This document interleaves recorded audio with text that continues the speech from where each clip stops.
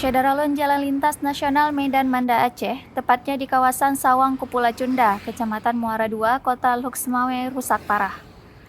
Akibatnya sering terjadi kecelakaan lalu lintas, terutama pengendara sepeda motor.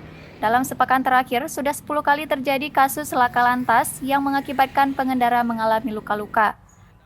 Riki Wahyudi, pekerja di showroom mobil di kawasan ini, Rabu 2 Maret 2022 mengatakan, jalan rusak sering tergenang akibat buruknya sistem drainase.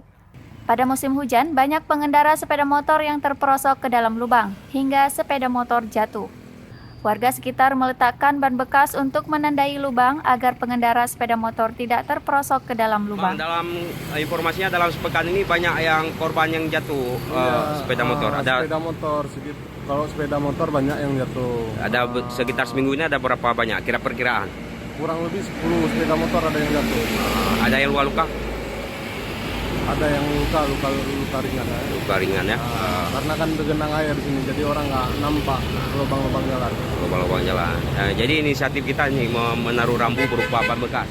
Iya, kita taruh rambu-rambu bang. Sayang kan orang kan kalau nggak kita taruh rambu-rambu kan waktu tergenang air kan nggak kelihatan lubangnya. Siap. Itu udah lama terjadi, Pak? Selama hujan kemarin, bang. Hujan sekitar 3-4 hari yang lalu, bang. Siap. Dari Lok Semawe, Saiful Bahri, Serambi On TV.